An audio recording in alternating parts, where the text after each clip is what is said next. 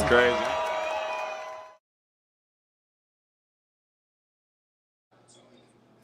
Hey, y'all, this is Ryan Monceaux. That's Brad over to my other side and Galen down below. Cougars lose. Haven't said that in the regular season in a while. 74-69. Just got outplayed down the stretch. There's just no other way to say it. Completely different team in the second half. Yep. Auburn, it's a really good team. And they beat you. And we're going to see some gnashing of teeth and some wailing by a lot of fans. But it's November 9th. You've got 4.5 months before they really matter.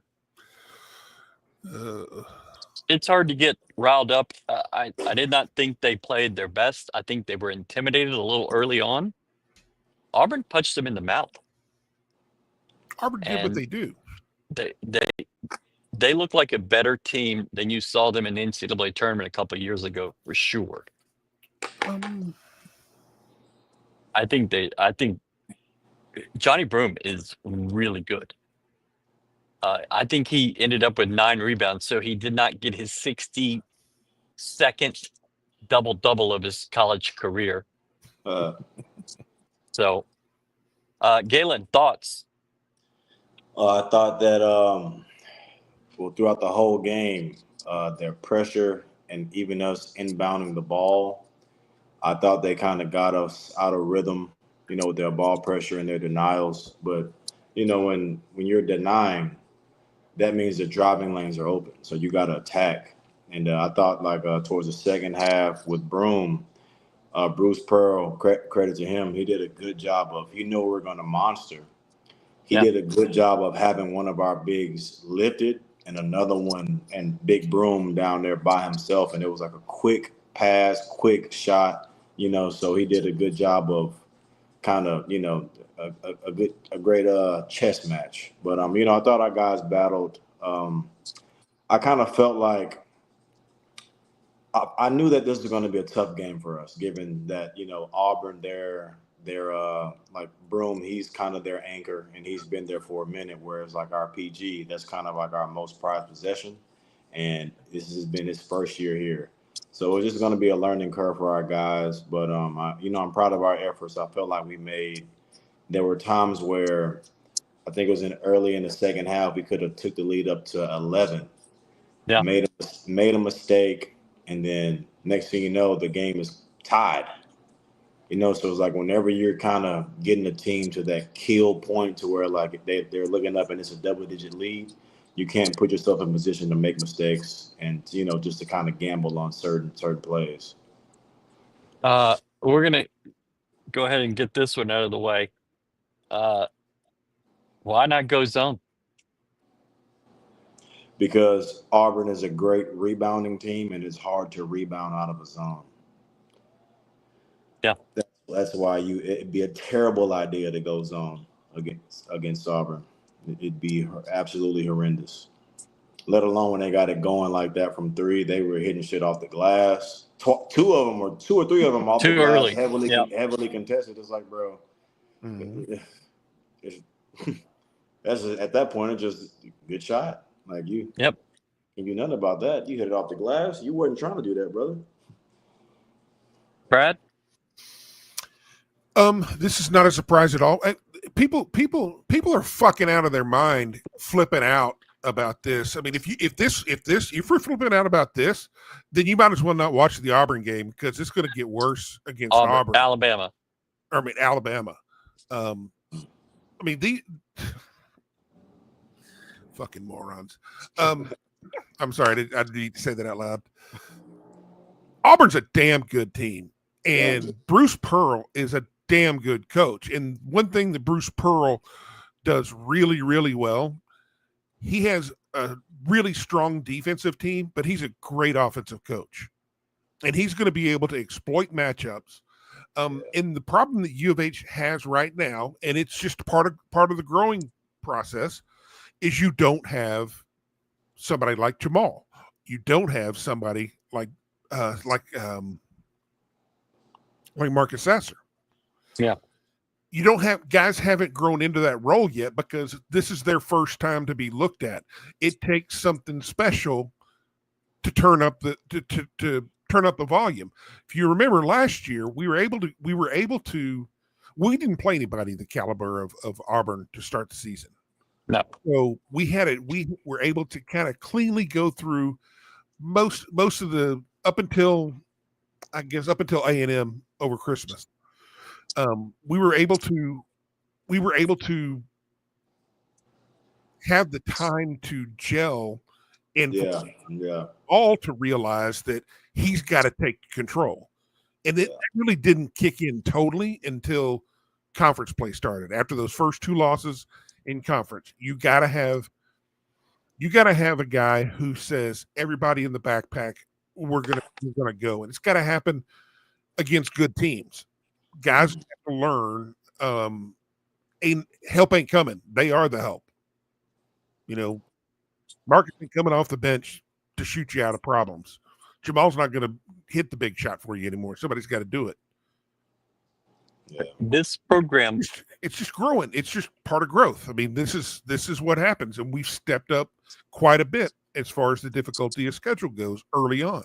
Yeah. I feel like if this was probably the 4th or 5th game of the season, it may have been a different outcome.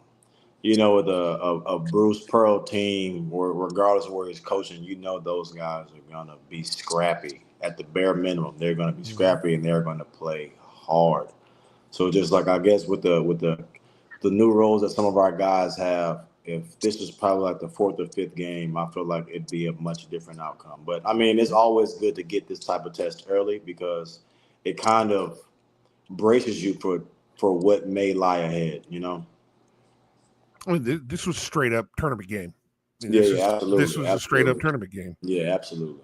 That's just the way it's going to be. I mean, the one thing that I really love about watching Bruce Pearl is that his defense, he's going to speed you up on defense when you inbound he's whenever you make a shot, when they make a shot, he's pressing.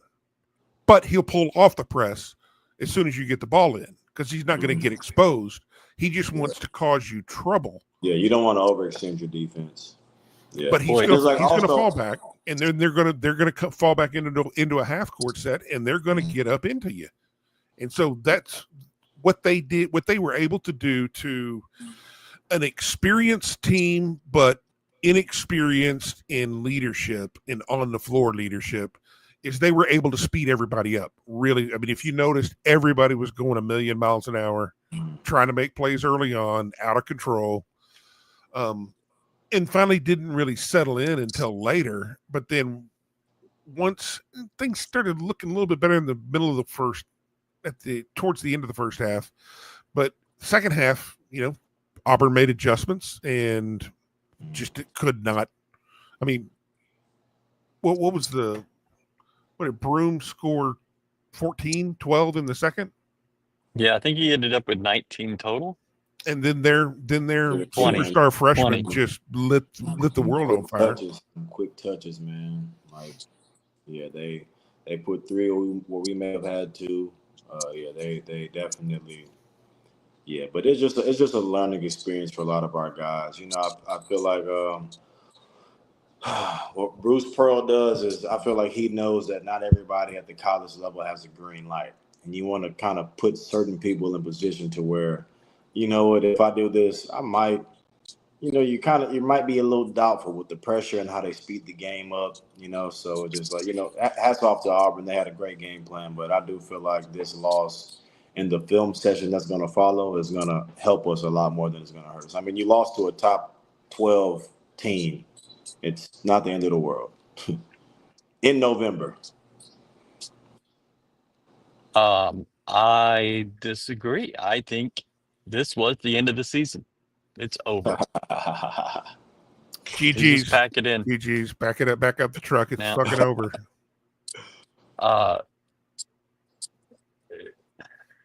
It's good to get this emotion out. You've won 2 football games in a row, and you really don't know how that feels. And so getting a loss is important so you can get back to feeling the way you understand how to feel. And I'm not making fun of anybody. It's perfectly normal to have these reactions. Some people are going a little overboard, but yeah, it sucks to lose. It sucks to have a good team and lose. But okay.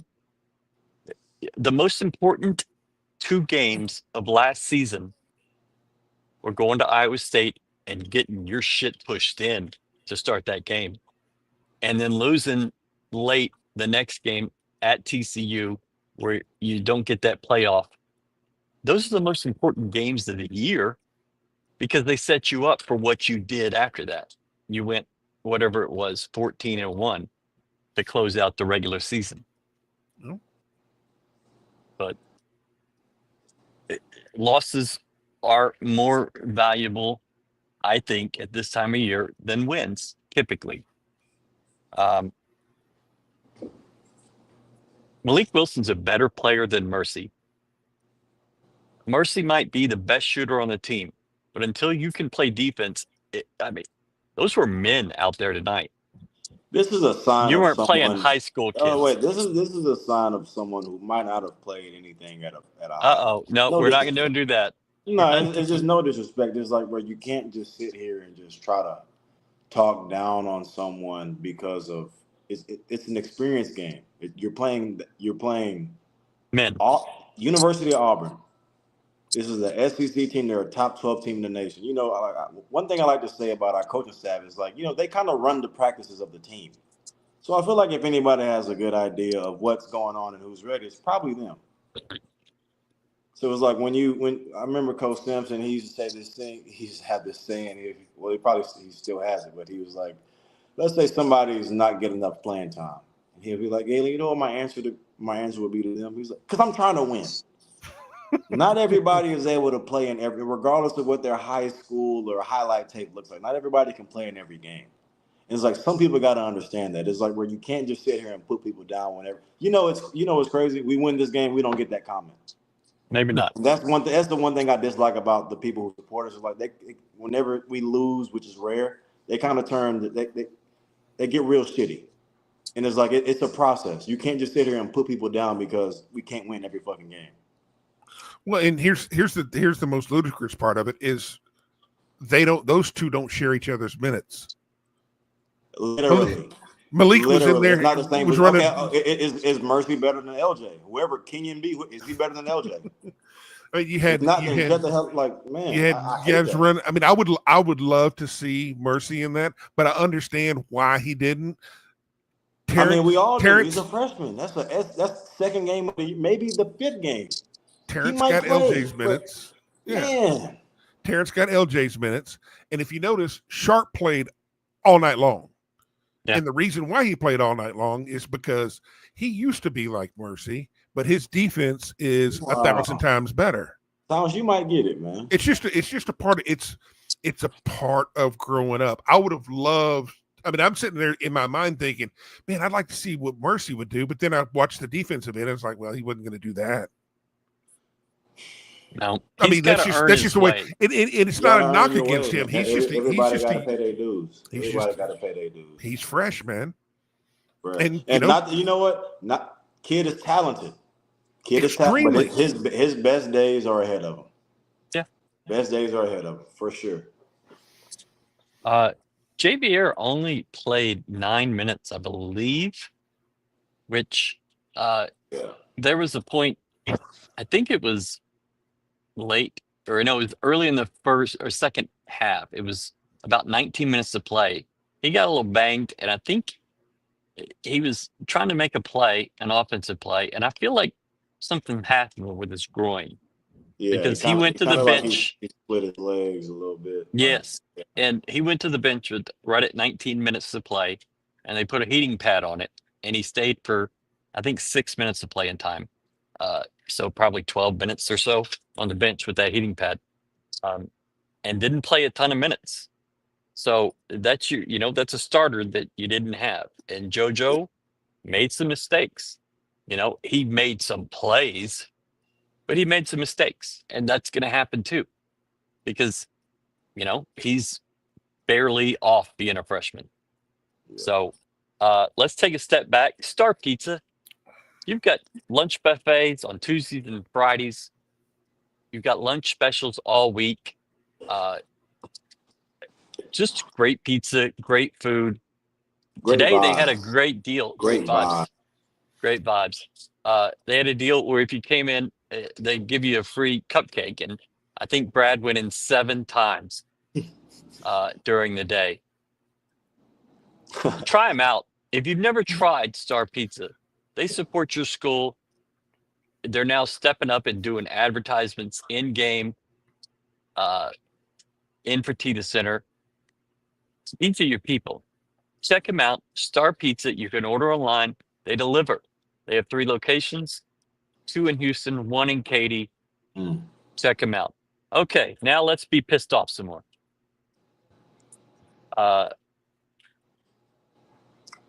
The Kelvin mentioned this early in the week that they were going to come after you after made shots, but especially after made free throws. And I thought the fact that U of H never had a 5-second violation called was kind of shocking because it looked like it was 5 seconds a couple times, at least once in the second half, where it's like, okay. Yeah. And that's something you probably will not see other than maybe Iowa State the rest of the year. But maybe teams see how effective it was and put it in. I don't know. But I don't think I it'll just be feel as like good as what you just saw.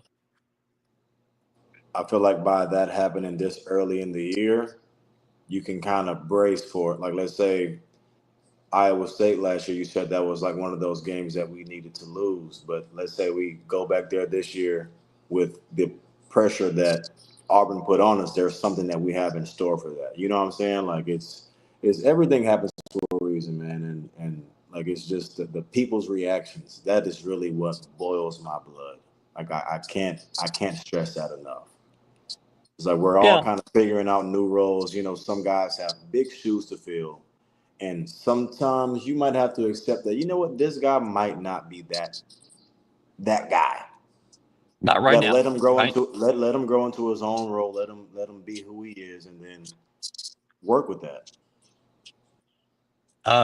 Late in the game, second half, as you expected, JoJo Tugler was 6 of 6 from the free throw line.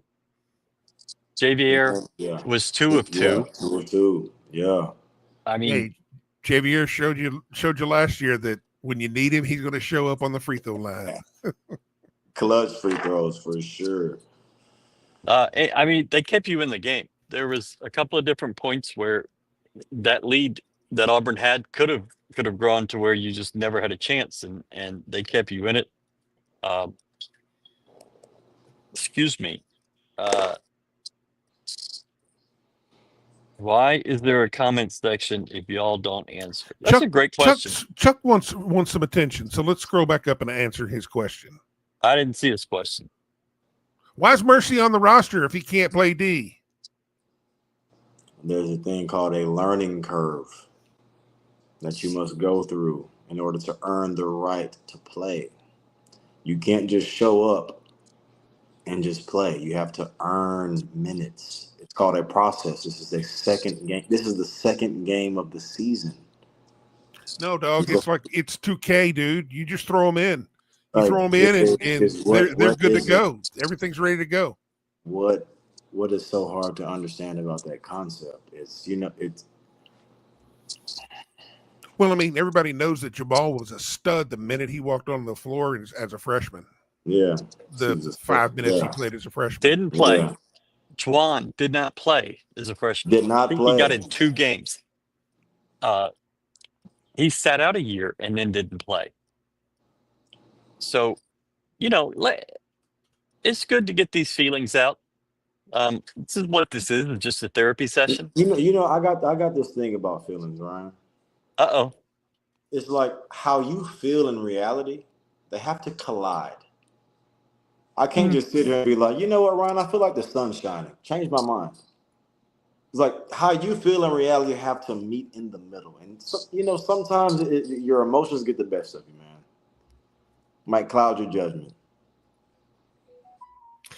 There's a difference between having nobody in front of you and a guy being a fucking McDonald's All-American.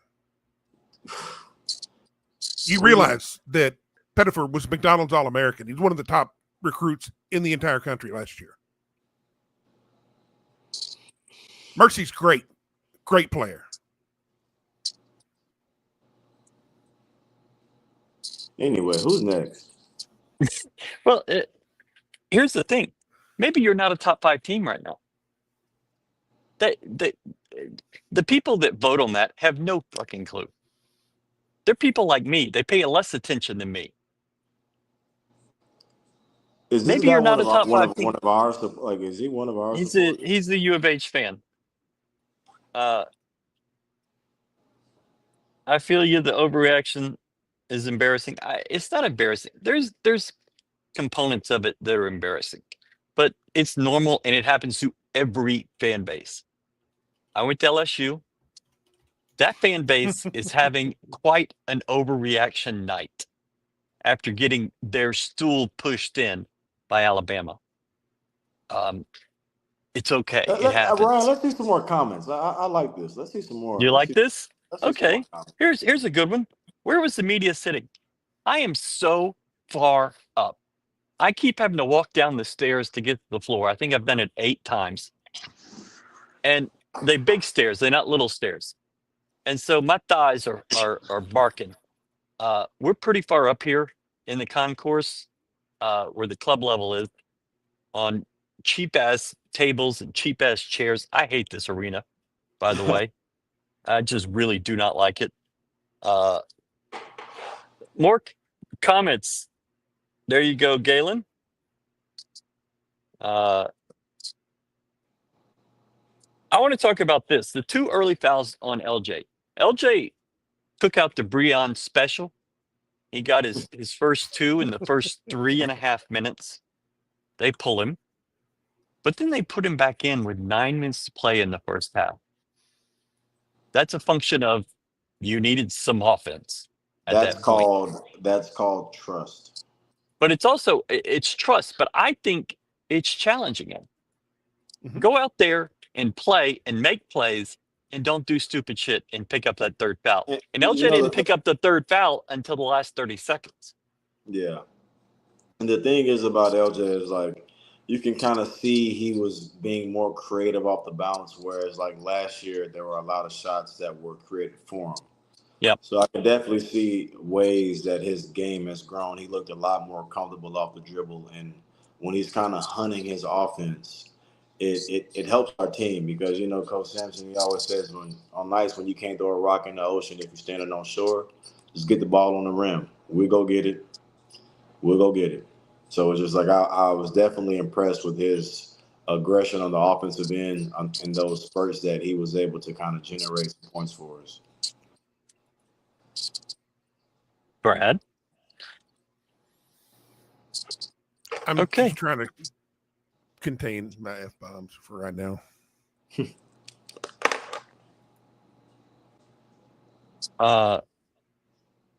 Okay. One thing I did want to say, though, is like it was a couple times with J1 to where obviously he's kind of undersized when you're talking about them big ass kids that play in the SEC. And I feel like it was a lot of times he was a little sped up. And He got to a point in the second half where he took his time. He was able to hit a left hook, and he got an and one using his right hand. Okay, timeout. A left hook goes in a hooking motion. That ball went like this. Well, okay. It went in. He throws the ball in the hole really well. He threw it in there. And it's just like, I just feel like he just needs to kind of stick with what works for him, no matter who you're going against. Just take your time. Like, you got great feet, you got great, and the opposing team, the opposing player that's guarding you, they've seen you on film all week. You get into this, you get into that. So just take your time, kind of use that against them, and just trust your work. Yeah, Juwan was a step slow in that first half. He played better in the second half, but the speed of the game was a little fast for him. Did you see him He finally had Broom on his high side, and he finally turned baseline. Yep. Had a chance for an and one, but I was just proud that he went baseline on that. He got it. Yeah. You did not sell off a home game. They're playing. You play a neutral game early in the season every single year. It's been in Fort Worth up until last year. You would go to Fort Worth and you played a lot of people, Texas Tech, different schools.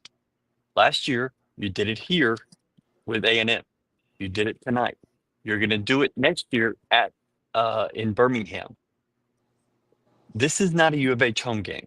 This is a promoter's game, and they put this whole thing on.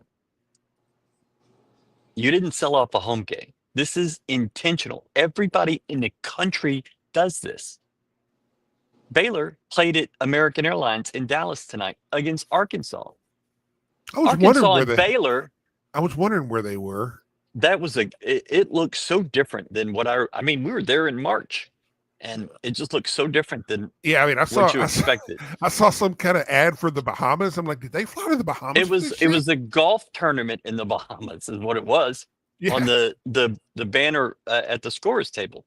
I had it on during this stupid Rice game that took 3 hours, and they didn't sell it off. Everybody does this. It's part of the sport now. You go play neutral site games. You go play an MTE. It's okay. Mm-hmm. You didn't sell anything off. Otherwise, you'd be playing another Jackson State. Now, this, Kenyon, we 100% agree with you. This team lacks an identity on offense, and it is exactly like when Shed went down. This is part of the process. This is learning to live and learning to play without Shed, and it will happen. This team will be much better, and they'll be better because of this game. Hey, Galen. You just got to get the reps, and these guys have to be in the bright lights when all the pressure's on them and nobody's coming to save them. It'll be last year at the end of the year, Galen, you convinced me of something. What was that? I convinced you of a lot of shit, Ryan. It's That's true. You're not helping. You convinced me that you got to retire Jamal's number. Oh yeah, absolutely. Yeah. Oh yeah, for sure. So if a guy is good enough, shouldn't have took much convincing. If a guy is good enough to have his number retired, and you have to move on from him, well, guess what? It's going to take some time to get everything in line. You're not This is not replacement level that you're replacing here. This is one of the 5 or 6 best players in the history of your 80-year-old program. He's a Mount Rushmore player. There are 6 Final Four banners on that wall. Yeah. That's how big this program is. I don't understand why people get. It's going to be okay. One thing I can say that is kind of like something good. You'd rather struggle having an offensive identity issue than a defensive identity issue. We're having an offensive identity issue, and we lost by 4 or 5 points to a number. That's we defense does win championships, and it's just like one of my buddies was texting me about Milos, and granted he's a good player, but generally, Coach Sampson's guards they're typically 4-year guys. He kind of has them for when they're babies, and then kind of they grow under his wing, and they're able to kind of take the reins. So it's going to be a growing process. It's not one of those. It's not no minute rise to success. It's gonna take time, and it's just like this game being played this early in the season, it might expedite that timeline. Mm-hmm. So it's just like just be patient, be cool. It's not the end of the sun will rise tomorrow. It's okay.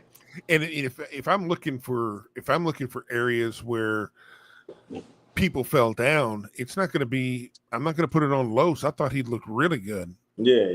Especially early on when we needed some offense to get some things going.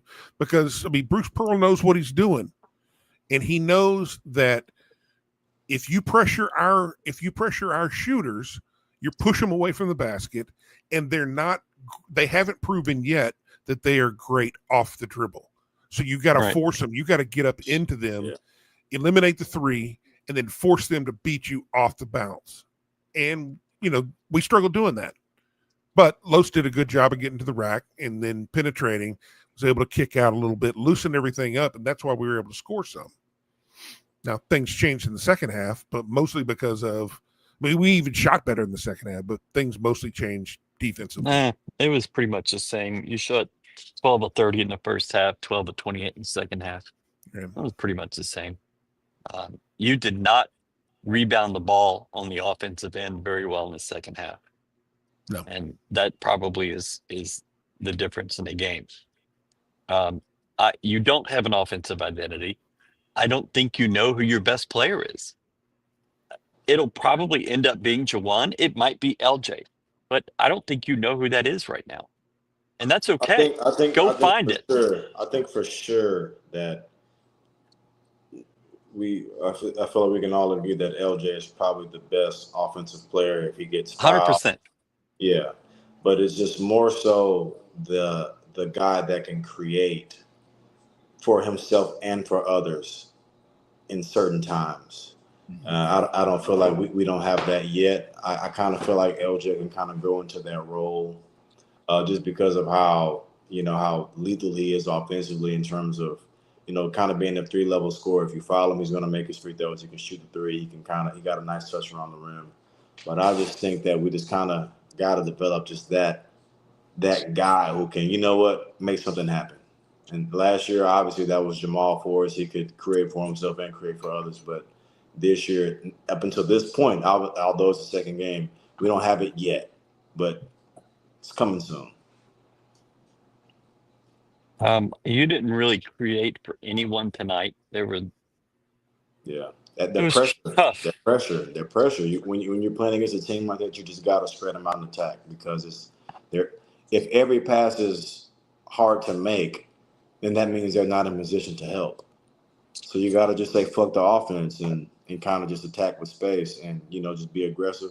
Mm-hmm. So against teams like Auburn, especially this early in the year, the amount of assists that you have as a unit, let alone the overall score, you're not going to score that many points. It's going to be a low-scoring game. And it's just you're not going to be able to kind of facilitate because they're pressuring so much that you're going to have to kind of beat them off the dribble. Yeah. When, we talked about a lot last year that styles make fights. And absolutely. this is really not a lot different than us playing Iowa State. A Big 12 game, right? I mean, it's not much different than playing Alabama. We don't match up well, or we don't dominate the matchup on the floor and on paper against teams who are long, teams who are going to be able to play high pressure defense and stay with us. There are some teams who like to try that, but they're not talented enough. Like A&M. A&M's just not talented enough to do that. They want to press. They want to put pressure on you. Weapons. Yeah, but Auburn does. Alabama does.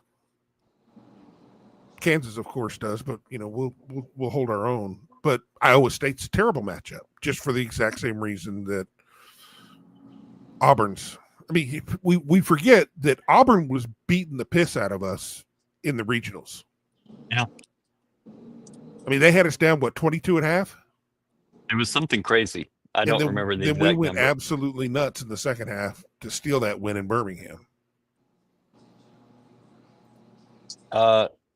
Real question. Why were you not fouling Broome at the rim? Not a good free throw shooter. He did go 0 of 4 tonight. He was I can't answer this. He was getting the ball so deep in the paint, and it was so quick. Like it was a couple of them. I think it was one dunk he got. I think JoJo fouled him. The ref just didn't call it. Like it seemed like shit. We was trying to foul his ass, but we couldn't. Like it was it was so quick because we were at such a disadvantageous position.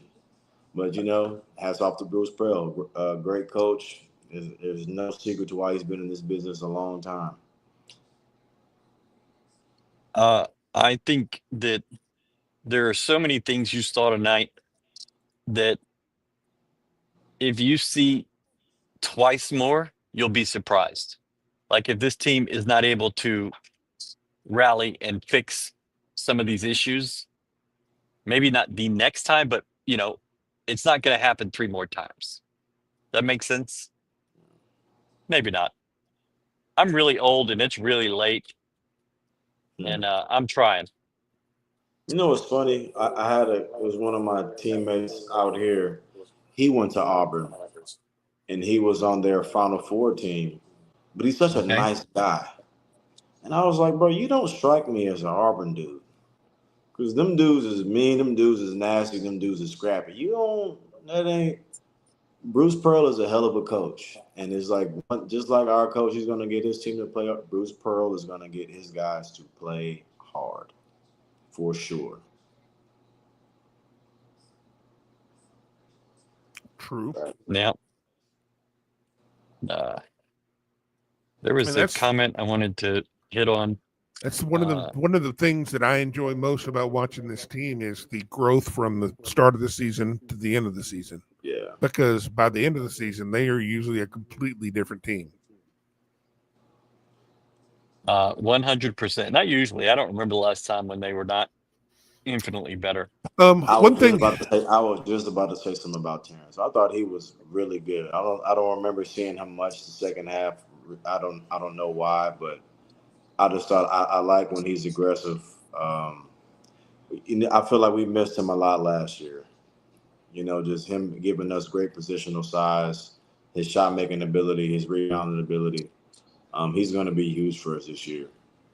Yeah, I think one of the things that Fran Fraschilla had mentioned on the broadcast is Kelvin wanted to keep him around 17 minutes per game, at least early. And that's exactly what he got the first time. Tonight, why you didn't see him? Because of the physical nature of it, I'm assuming, and the fact that the guy he's going to sub usually is going to be Amen. I don't know about that one. I don't know. I think they're probably more conservative in terms of him getting back to the court after a major injury. But they are breathing. They think the coaching staff very highly of Terrence's ability, and they are injecting him with confidence because he's that type of kid to where if his mind is in the right space, that can raise your team's goal from round of 32 to Elite 8 Final Four. He's that special of a kid. He has that much ability. Like Terrence he's a good player for sure. You didn't have him for most of the night. He only played 4 minutes in the second half. Yeah. JVR was limited. Very. JoJo is not a 19 minutes a half kind of guy. Not yet. And so you were, it was trying to find the right pieces there, and they didn't do it, and it just didn't work out. Somebody asked, what is JVR's status? I don't think anybody knows. Typically, on injuries like this, you cannot know that the night of the game. You got to get him in the morning to get treatment and figure out pain levels, tolerance. Kelvin likes to say people have a high opinion of pain, a low opinion of pain. Yeah, that growing ain't nothing to play with at all. And I think he'll be fine, but there's no sense in pushing it right now. And so it can feel great during warm-ups. It can feel great for playing. And then all of a sudden, just a little bitty twinge. It's like, son of a bitch, we're back to square one. Yeah. It doesn't take anything. It doesn't hardly take anything to get it going again. Yeah. I want to highlight somebody that, and I'm just kidding with you, Jack, but somebody that does not understand Brad Towns. Brad does not want to insult the customers. That is the least understanding of Brad Towns I've ever heard in my entire In life. that moment, I didn't. In that moment, I didn't. I don't want to go overboard. I will correct when I believe it needs to be correct, but I was just going to let. I just had to check Definitely myself. did. That was big. But also, one of the plays before that was he had got the ball in the post, backing the guy down probably for like 6 or 7 seconds, and turnaround jumper, got fouled, made the free throws. And I just remember the practice before I left, I went to go see, and they were like, Terrence, when you get the ball, do not pass it. And it's just the type of confidence that gives you as a player to know that your coaching staff believes in you to that degree will move mountains for you. And it's just like, you can tell when he caught it in the post, he had no intentions of passing, no intentions whatsoever. I tell you what, man, that little mid block fadeaway that he throws up, that's gonna get him a lot of points. Man, that's gonna get him a lot of points. Definitely, because he's usually a mismatch, but he creates so much separation on that little fadeaway. Yeah. But it just so happened the Auburn, they have the athleticism and also the positional size to where it didn't look like he created that much space. That's how the kid fouled him. But no, Terrence he's gonna be a huge weapon for us going forward for sure. It's that Jordan fadeaway. I mean, hold on, slow down, Towns. Slow down, brother. Same style. I'm not saying same effectiveness. We definitely passed your bedtime. Now you starting to talk crazy. I done damn near got everything off my list. Cool. Okay, well, we've got some questions for you. Galen, when is the last time you tried to fight a teammate on a plane? Never. As a matter of fact, that is probably the last place I would try to be involved in any altercation. Yes. The only time not 40,000 feet in the air, for sure. The only time you want to be involved in an altercation is when your intention is to push the guy out that door. Right? That's the only time. Not because you don't expect to survive it. I mean, unless they were flying in like the middle of in the cargo hull of a FedEx plane or something. I mean, fighting a plane is like fighting in a phone booth, man. Well, I don't know if you saw the photos of that plane they were in, but small. The aisle was about like that. I know. It's like, how are these dudes? Yeah. I mean, I'm 6'5", so I mean, I understand the size implication, but I'm of course about 6'5" wide too. I have sat next to you on a plane. Hey, did y'all see that video of the number 3? He was absolutely just a guy hits the 3. He's on his knees, head down. Yeah, off in the far corner, thinking that his open shot is more important than the guy that's burying them's open shot. I don't. That's sad, man. Terrible teammate right there. Well, at least they had the dunk of the night. They did have the dunk of the night. Have you ever missed a dunk and the ball went past the free throw line? Past half court. Past the other free throw line. Oh, yeah. No, I mean, it was a backcourt violation on a missed dunk. You don't see that too terribly often. Galen left. I don't know. No, I didn't. Right here. Here you go.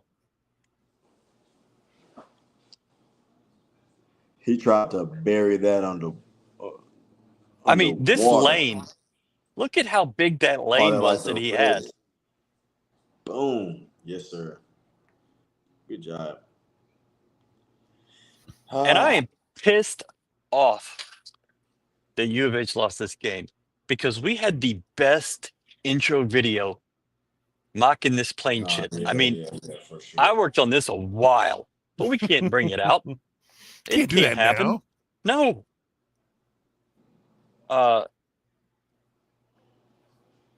Galen, why do they have trouble recruiting quality bigs? There are like 4 bigs in the country every year. And now with NIL, that bag is massive. That takes me back 20 years ago to say we need a 7-footer who could run the floor. I'm like, every NBA team agrees with you. Yeah. Are you passing up on those guys? Because if you are, that's a mistake. Don't do that. Bigs. The number 1 big in the country has U of H in his final couple. He was at LSU, Alabama tonight. That's a pretty good place to be. Probably happy he's not going to play for the LSU football team. But, I mean, you're recruiting against schools that have 18,000 in the arena every night. U of H is a great atmosphere. Hold on, wait. Go for it. Are we at a depth like?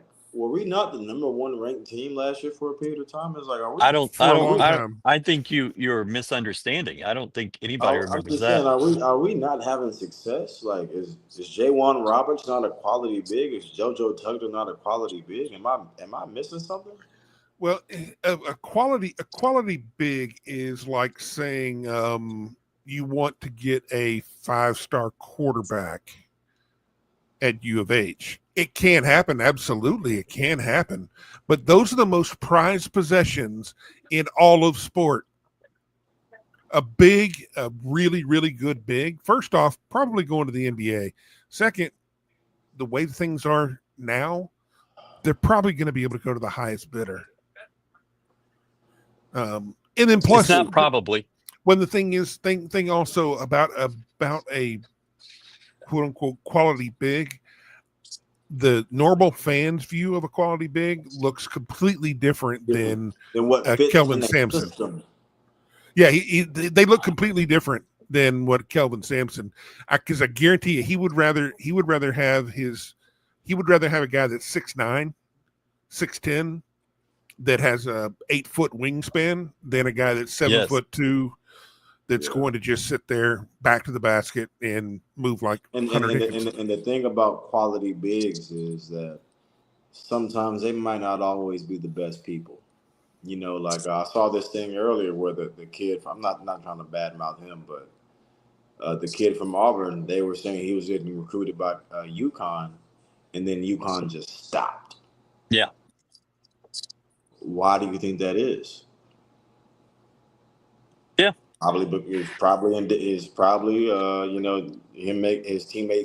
teammate making 5-6 threes in a row and him having his head down. It's like there are certain things that, you know, no matter how good someone is, you don't want what comes with them to be a part of your program, because it can look like you're winning at first and then it can cause you a lot more damage down the line. So it's the bottom line is we're going to recruit guys who work hard, who want to win, who don't mind sacrificing. And that's worked for us, and it will continue to work for us moving forward.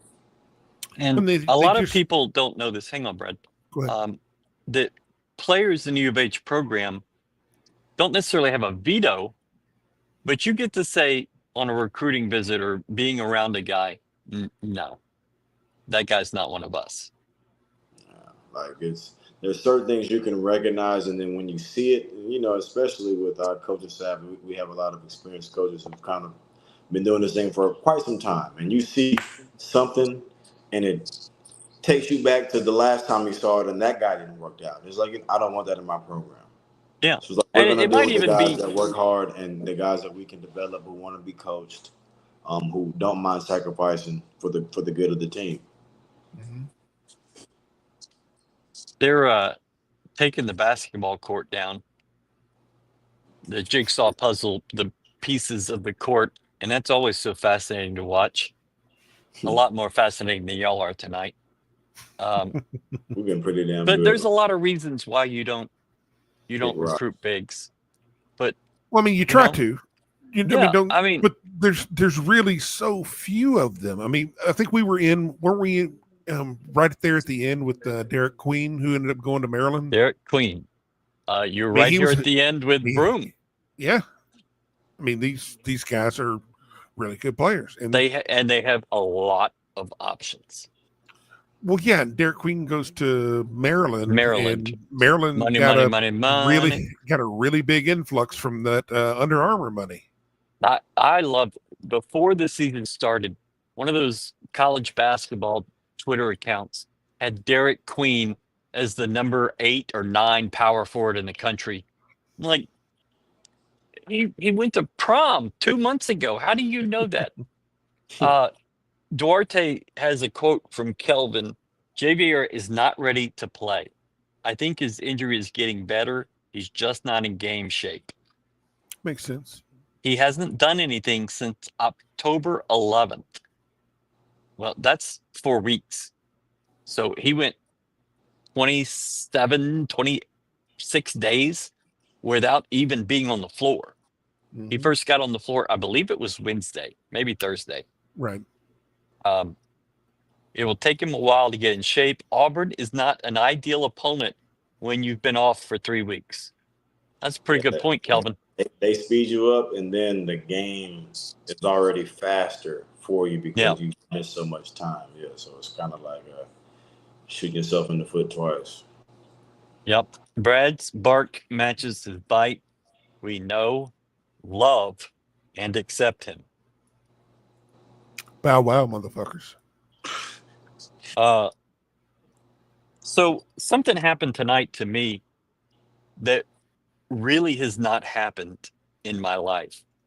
And it happened 3 times. I don't know why tonight all of a sudden, but 3 different people stopped me and said, "Hey, will you take a picture with me?"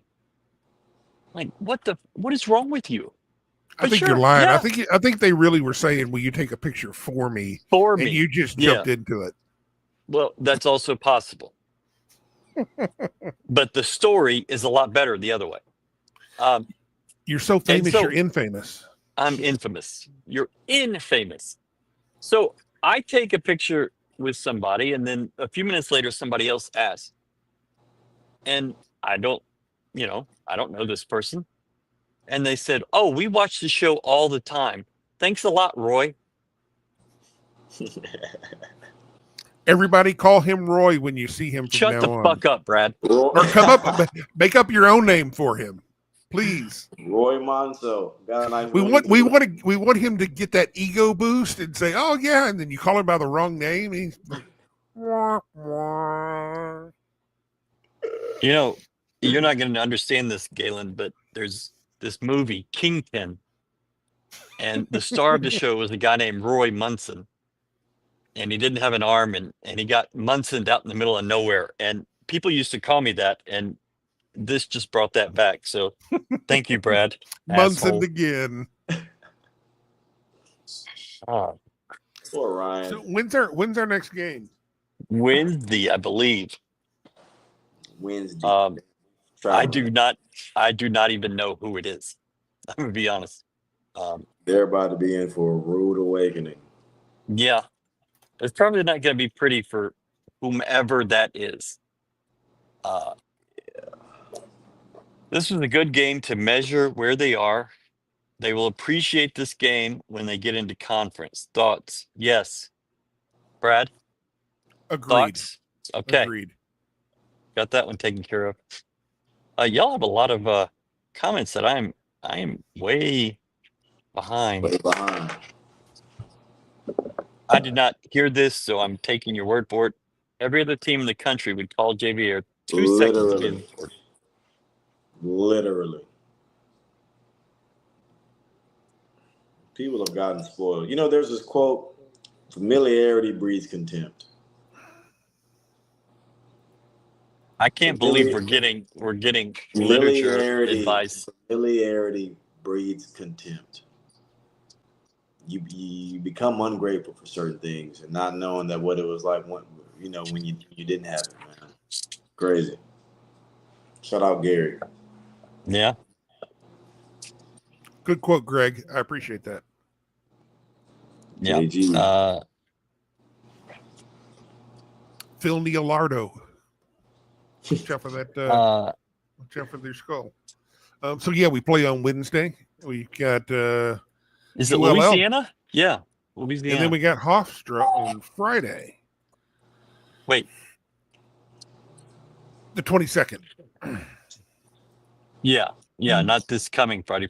This Friday you play football, and then that's crazy. you have 9 days. So the schedule is really weird. It is strange, especially after Thanksgiving. December, you do not play many times. I think you play 3 or 4 games before you play conference the 30th. So we got the Big East battle on the 7th against Butler. We got Butler, Troy who on lost the 10th. today. We got Troy on the 10th. We got Toledo on the 18th. Then 21st, Corpus Christi. And then to the 30th. Then it's Oak State. Then it's Yeah. conference time. That's pretty crazy. Do we have Oklahoma State twice this year? I don't know. Because we're playing there. It's 12:30 in the damn night. Yeah, I'm going to Stillwater on the 30th. I've never been there for basketball in that weird old arena. That's weird. You played there, right? Yeah. Yeah. Yeah. Oklahoma State just looks like a prison. Yes. I think that's a fair way to put it. Oh, Yeah. here. All right, let's do last thoughts and get out of here. It's been an hour. Oh, Kingston Flemings. Kingston Flemings played in Houston tonight. He was in Cyprus at 6:00. I tried hard to get out there for the first half of that and get back. And this didn't work out. But he played in town tonight. He makes his announcement Thursday. I'll be on a plane going to Arizona. So y'all are going to have to figure this out. But they still feel very good about Kingston Flemings. I asked about it today. They still think very, very good chance. You got to sign in with your Facebook, Jamie. Yeah, I don't know what that's about. Jamie, you can watch this on the Twitters and on the YouTube or from GoCoogs.com. You don't have to use anonymous Facebook user person. Yeah, I mean, you're probably doing some things you shouldn't be doing on Facebook. Nope. It's anonymous. Oh, man. Y'all are wicked, man. All right. Let's finish this off pretty strong. Brad, what do you got? L's and L. If nothing else, we've got a shit ton of things to look at on tape and a lot of work to do. It's good to get exposed early for a team that needs to have guys understand the much bigger role and the impact that role will have. Better to get it done now and get exposed immediately. Because it's a different world. Like I said earlier, ain't nobody coming to save you. Galen, buddy. You learn your biggest lessons from L's. It's a lot. Granted, as players, you would like to learn from wins, but when you lose, it's the coaches. It's their opportunity to kind of reground you and kind of reiterate the fact that you're not invincible. You're not the best shit since sliced bread, and there are people who coming after you. So it's like I'm looking forward to what our team learns from this and how we progress, in the games to come. That's fair.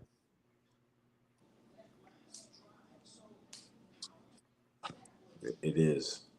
I'm trying to add this as a quote because the words just did not come to my fingers easy. You're not the best shit since sliced bread. Yeah, man. You gotta reground yourself sometimes. There you go. For sure. Brad, do you really think this team was exposed, or do you think they just got beat?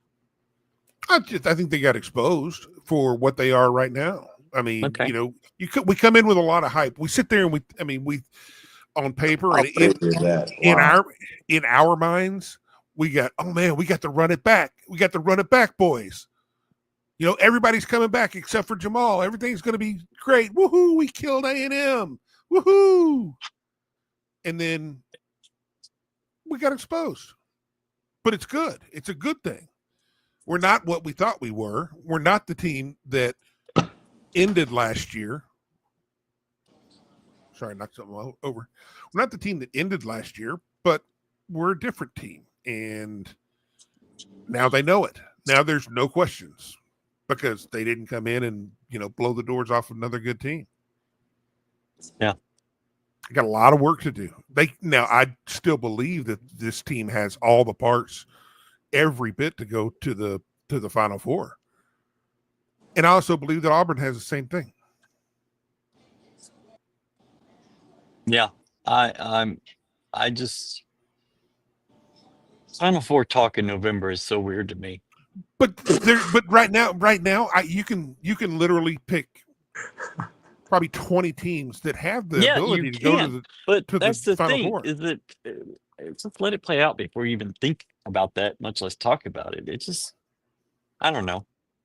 I mean, and this U of H team finished. Pussy. It's not a jinx at all. I don't care about that. It's just so early. But if you remember, this U of H team finished 13th in the Big 12 last year, right? Oh, wait, no, they won it. Dead last. So, okay, wrong sport. maybe be okay. Yeah, wrong sport.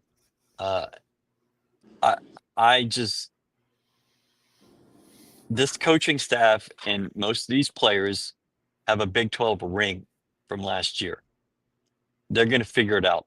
And, you know, if you go out and you get your ass whooped by Alabama or by Butler or Notre Dame or whoever you play in that third game, then let's talk about that, because then, okay. But I you know, you had a chance at the end here. For this team, for the last several years, games have been like kind of like a rom-com where there's some adversity, but it always ends the same way, you know? But this one was the weird one where it didn't, and it feels kind of off. Yeah. That's funny. But, you know, it's going to happen. It's okay. The ball bounces a little bit different last year. I guarantee you, the people that hate this more than you are the guys that have to go sit in film session in the morning. Boy. Because that's not an enjoyable experience. And I think you're going to see them respond, and you're going to keep seeing them get better. If it doesn't happen, we will definitely talk about it. What you got, Brad? Utah is helping set the stage for our ascendance to the conference title game. Are they still up? 21-19. 3.5 minutes left. They're going for it on fourth down. Come on. I am rooting for Utah. I love chaos. Well, there you go. All right, it's over. That's fantastic. Galen, you out? I just had to wash my sheets after the game or before the game, but I got to it after, so I gotta put them on the bed. It's about that time, man. Damn. You know what I'm saying? I don't know that there is much history in basketball podcasting of someone putting their sheets on the bed while on a podcast. I got a question for you, call me Galen. a trailblazer, Ryan. I do things that are unconventional. You really do. Hey, is that Mexico City team in y'all's league? Yeah, they're in the G League, yeah. So do y'all get to go there this year? No, we went there last year. Oh, okay. There's no get to. Pretty cool. I didn't know. I mean, I just wanted to see what kind of road trip it is to Mexico City. Yeah, it's a long bus ride. Long and unforgiving. Y'all rode a bus down there? No, hell no. We flew. Oh, that'd have been awesome. They actually went to Get a cartel escort. they went down to Hey, Mobile and took a boat. cartel escort shit. We. I ain't gonna say it on there. But No, anyway, don't say, no. Don't do that. Towns, you know your way around, man. That's funny. That's funny. Oh man, that cartel I've seen escort some is- shit. Yeah, brother. Yeah. All right. That's it for us tonight. I'm going home. It's almost 1 a.m. Absolutely. Hey, good job tonight, Roy. I'm so glad that I don't have to come to this fucking arena for at least a year. I don't think I'm coming next year. Oh, wait, no, they're doing it in Birmingham. I'll go to Birmingham. But I ain't coming back here. I just can't stay in this place. Thanks. GoCoogs all week. Coug fans, check it out. They're pretty angry over there. Pretty angry on our social media. Brad, Galen, this is Roy. We appreciate y'all. What the fuck is okay, Tim? Stop. All right. Thank y'all so much. We're gonna get rid of that.